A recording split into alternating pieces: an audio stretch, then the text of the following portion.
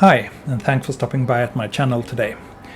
If you'd rather watch this video without me talking, there's also one version with only the ambient sounds on my channel. There's a link to that one in the video description down below. But in this video I'm gonna give you a bit of a tour through Shibuya, an area that has changed a lot in the last couple of years. There's been so many new buildings popping up in the area around the station, so it looks drastically different today compared to what it did 10, 5 or even just 3 years ago. And today I will show you some of these new buildings. But first we will pass this crossing, the famous Shibuya Crossing.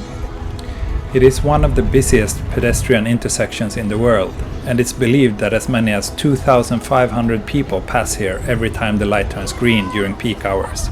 And here to the right you see the Shibuya Scramble Square, one of the newest buildings in this area. It opened in October 2019 and is now the highest skyscraper in Shibuya. I'll tell you more about it in a minute. Now we will be entering Center-gai, which is the main pedestrian street here in Shibuya. And some of you might notice that there's a new sign here, that beautiful blue and yellow IKEA sign. It has only been here for about a week or two, so it's fairly new.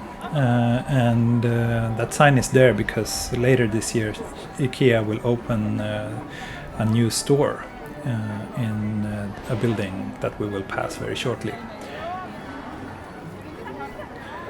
So for those of you who have visited this area before, you will probably notice that the number of people is very, very low compared to what it used to be, and that's of course because of the coronavirus.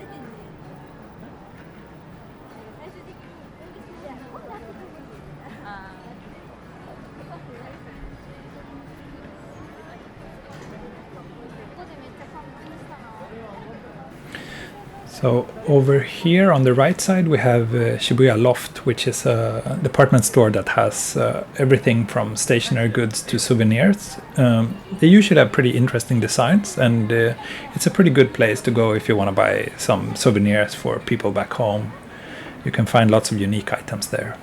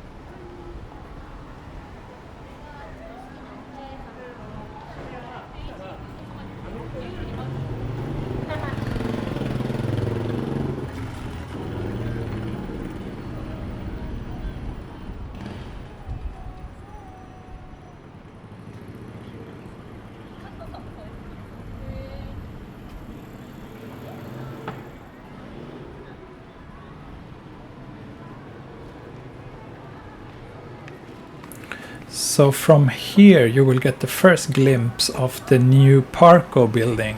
There it is. Parco is a department store that just celebrated 50 years in operation, and they just rebuilt their entire Shibuya store. So it was closed for about 2 years, but reopened in the end of 2019. I'll tell you more about it once we get closer to the store.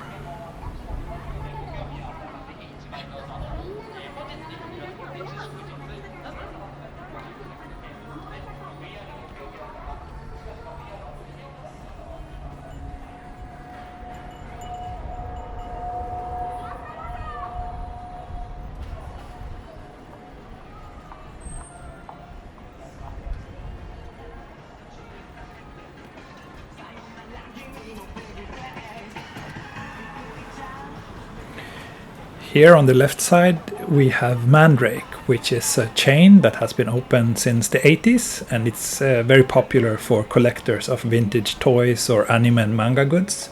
So if you're a bit on the nerdy side, you should definitely check it out.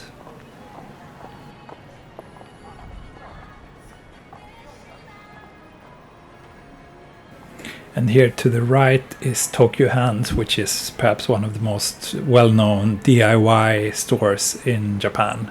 A very popular place where you can also find everything from like interior goods to home improvement stuff to suitcases and bicycles. They have pretty much everything. It's a little bit on the pricier side, but it's still a very good place to check out, especially just if you want some inspiration or if you are looking for quirky souvenirs to bring back home.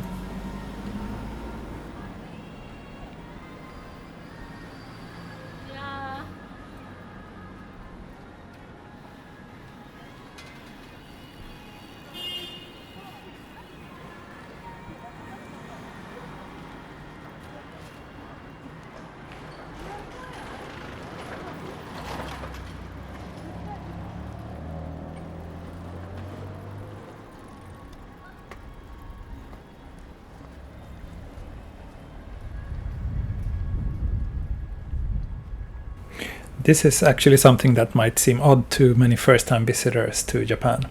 In this country, there's usually paid parking lots for bicycles.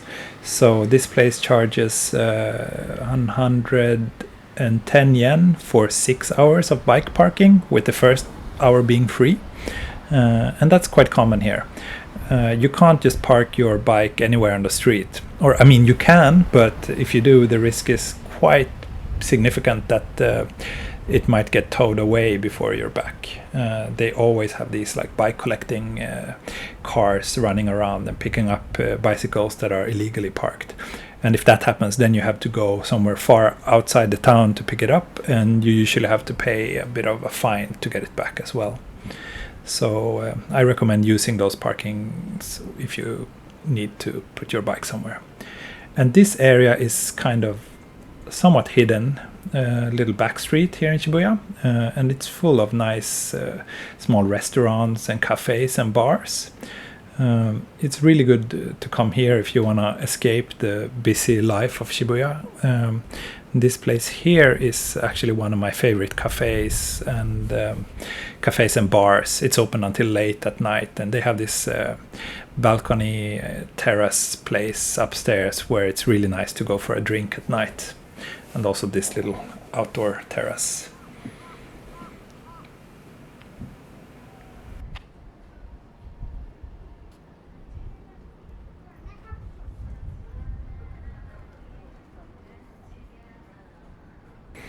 I won't go into detail about every little place here, but if you think that this looks like your cup of tea, I strongly recommend coming here sometime at night, ideally, because there's a lot of small shops and restaurants worth exploring on your own. There's still many places I haven't been to myself, actually, but I think every little joint around here looks really, really nice and tempting. Another place worth mentioning is this place here on the second floor, which is called Organ Bar, and it's a kind of iconic little bar for alternative music and DJ sets. Also worth checking out. And here again we see the new Parco building. We will get a close-up of it very, very soon.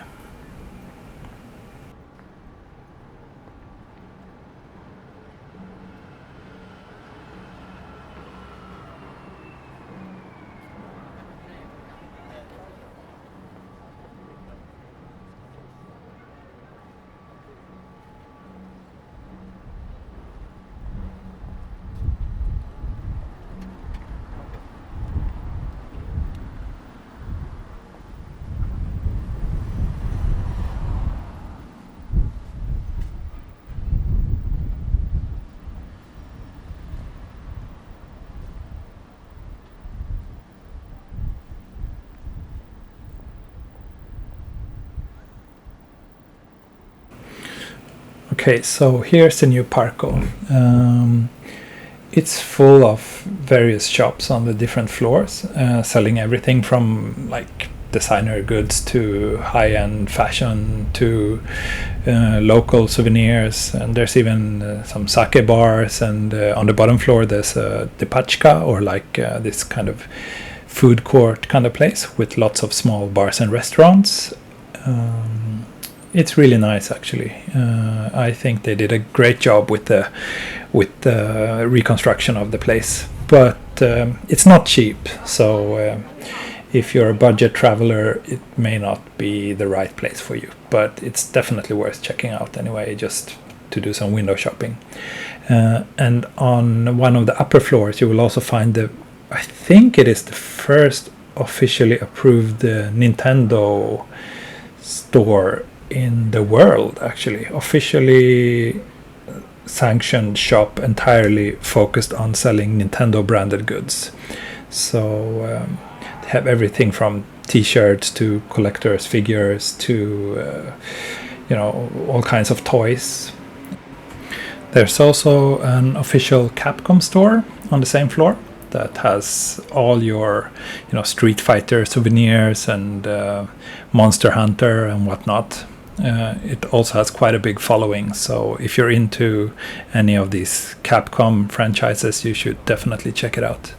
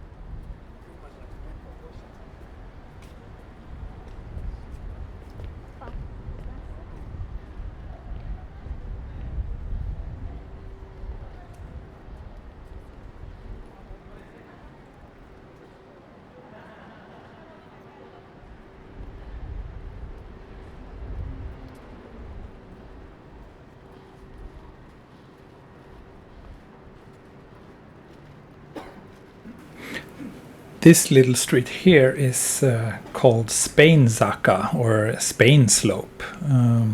Apparently it's supposed to look very European. As someone who grew up in Europe myself, I don't really see why that would be the case. I mean, to me this street looks pretty Japanese and not so unique at all, but yeah, I guess if you really want to look for those European details, like you have those lamp posts and decorated facades, so maybe it's a touch of Southern Europe on this street. Anyway, there's some cute shops here, so it's worth checking out if you are around, I guess. But yeah, I think it's a little bit overhyped, to be honest.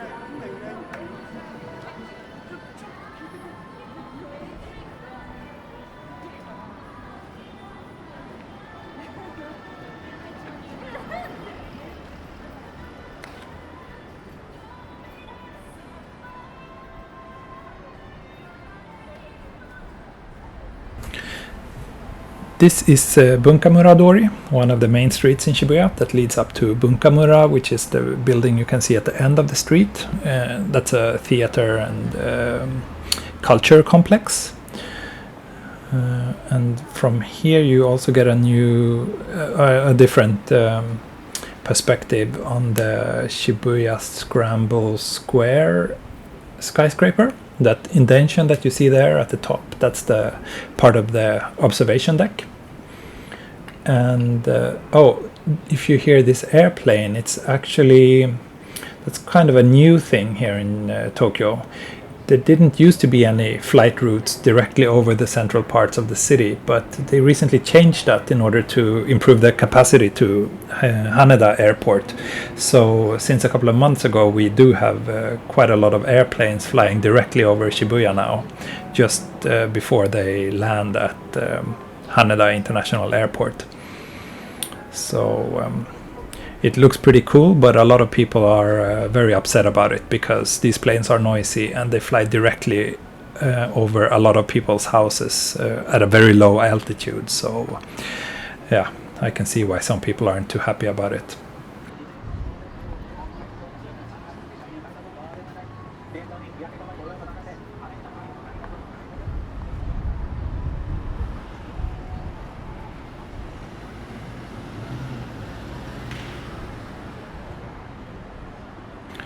And here we have the Shibuya 109 department store, which is very popular. It's an entire department store dedicated only to girls' fashion.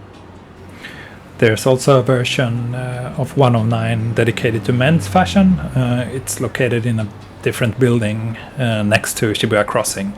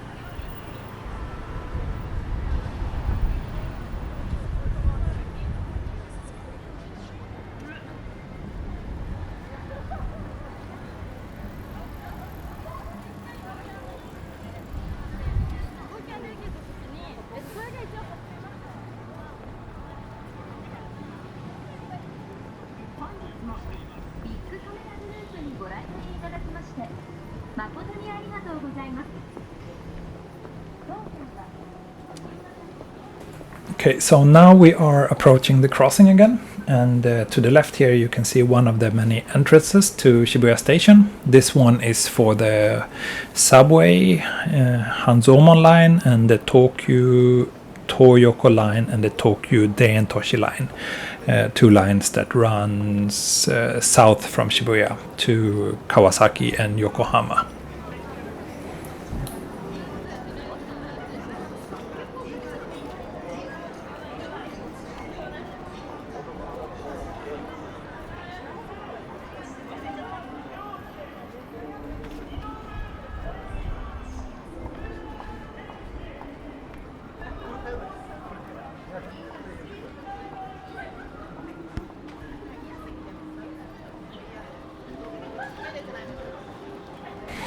And here is another entrance to Shibuya Station. This one is for the Keio Inokashira line, which is a smaller private railway that runs between Shibuya and Kichijoji, one of the more popular residential neighborhoods in the western parts of Tokyo. So you can see the escalator up to the station here to the right. And here you have some guys doing a weird street performance. I guess they're pretending to be zombies or something. A little bit unclear. It's always very windy here under the train tracks.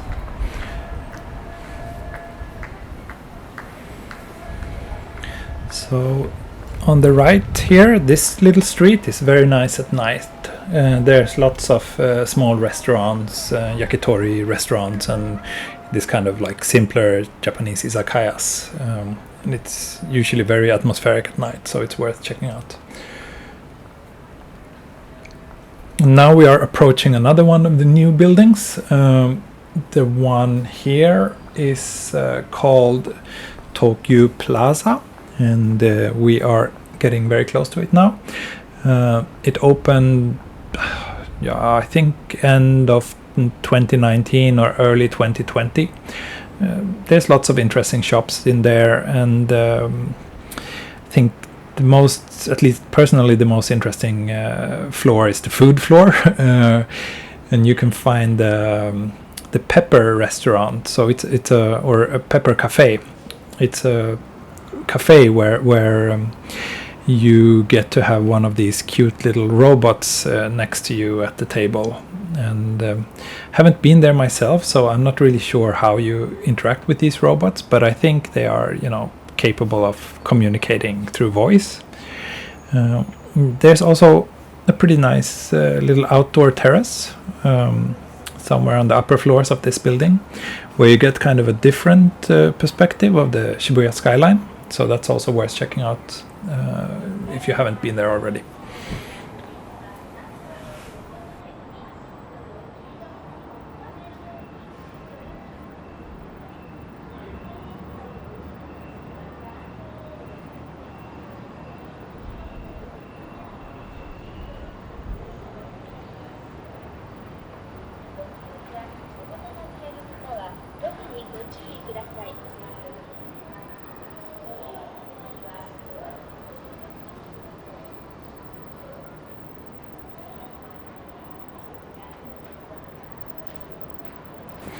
So from here you can see another one of the newer skyscrapers in Shibuya. This white one here, it's called Shibuya Stream and was opened in 2018. And it's actually located at the spot where there used to be a part of Shibuya Station, the train tracks for the Tokyu Toyoko line. Those train tracks were buried underground in 2013, and that freed up a lot of space, and that's where they built that building. So yeah, if you haven't been to Shibuya since 2013 or earlier, there's a lot of changes. Like most of these buildings that I've been looking at today, none of them were here just 7 years ago. And as you can see, there's still a lot of construction going on. Right now there's just basically in front of us here, there's a big hole. I'm not really sure what they're gonna build there, but I'm guessing that it will be another high-rise building. This is one of the older high-rises in Shibuya, the Cerulean Tower, which is a luxury hotel. There's a pretty nice bar there on the top floor, worth checking out if you want to have a good night view of the Tokyo skyline.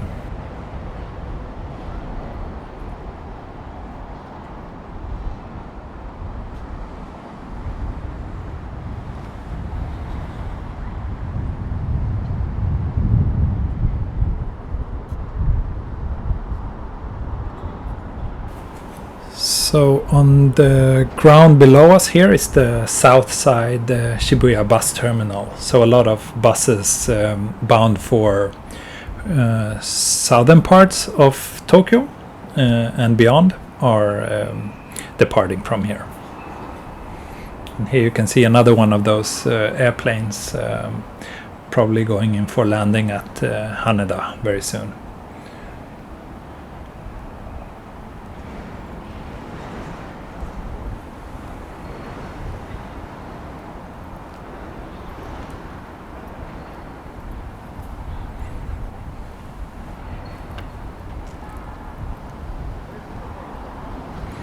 And here you also get a closer look at this massive construction site just next to the train tracks.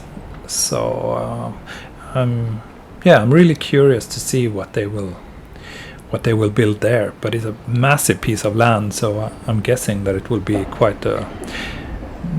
give the entire area quite a different look when it's completed.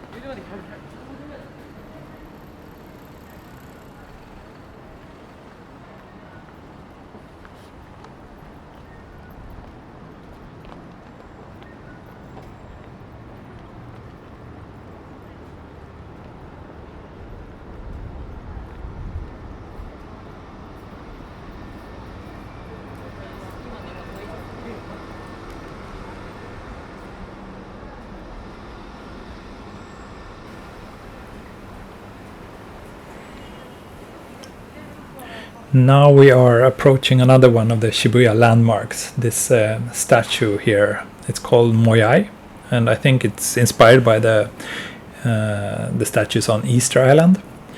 And as you can see, it's located just next to one of these smoking boxes, which is also quite a new sight. So Japan is really cracking down on outdoor smokings, at least in the more crowded commercial parts of town. So when I came to this country a little over 10 years ago, people were smoking everywhere, but yeah, cigarettes have since then probably doubled in price, if not more, and now it's fewer and fewer places on the streets where people are allowed to smoke. So that should be pretty good for the public health situation in this country. And now we're back at the Hachiko Square on the north side of Shibuya Station. This is probably the most well-known entrance and exit to Shibuya, where most people from Yamanote line, JR Yamanote line, are entering on this side of the station, since it's just in front of the big Shibuya Crossing. So now we're actually back where we started in this video. But before we wrap things up, I will also show you one more side of Shibuya that has also changed a lot. So yeah, let's head over to the east side.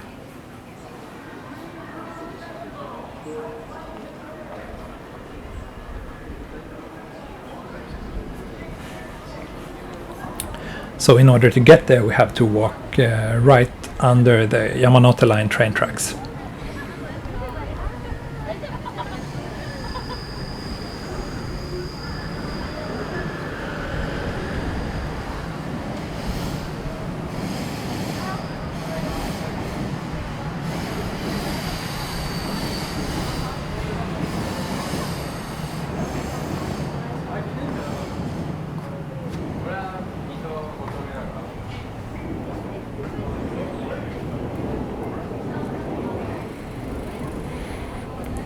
Okay, so now we are on the east side of Shibuya Station, and this is where you will get the best close-up look of the Shibuya Scramble Square building. So this is the highest skyscraper in Shibuya, and on the left of it you have Hikarie, which is slightly older. I think this one opened close to 10 years ago now, and it's also a big shopping complex in the bottom of the building. Then there's a conference hall, and the upper parts are mostly office buildings. You can also get a pretty good look of the Shibuya Crossing and all the life going on the streets below from the Hikarie building. And you don't have to pay any entrance to get there. So just go take the elevator to the highest floor that it will take you, and you will be treated to some pretty nice views. Here on the left is Bic Camera, which is famous electronics store. I would say one of the better electronic shops in Shibuya, but Shibuya isn't really well known for its electronics store. So if you want to go shopping for those kind of things, there are much better places to do so. For example, Akihabara. At the foot of the Hikarie building is the new Ginza line station. So this one was opened just a few months ago, in the beginning of 2020, and it's just a new platform for the Tokyo Metro Ginza line. which is the oldest subway line in Tokyo. So it used to be a very, very old and tiny little terminal station for that line here, but now they have some much better facilities. And again, here's the Shibuya Scramble Square skyscraper. And over there, the Tokyo building is, I think it's scheduled for demolition later this year. It's over 50 years old and a pretty iconic department store, but it really needs to be rebuilt. Yeah, here's the new Ginza line entrance. Again, much better than the old one. And just next to it is the entrance to the Shibuya Hikarie building, and from there you can take the escalator down and you will get to the Fukutoshin line on the Tokyo Metro, as well as the Hanzomon line and the Tokyo Deintoshi line and Toyoko lines. And here we have a close-up of the Shibuya Stream building. You can see the Google logo there on top of the building. And also one last look at the Shibuya Scramble Square building, which is connected to Shibuya Hikarie through this new pedestrian bridge that you will see here in the right side of the frame. But yeah, that's it for this video. I hope you enjoyed this 2020 edition of what Shibuya looks like. And this video was kind of a new format for me, so please let me know in the comments below what you liked and what you didn't like. And if enough people like this video, I'll make sure to make more of these in the near future. But that's all for today. Thank you so much for watching. Bye.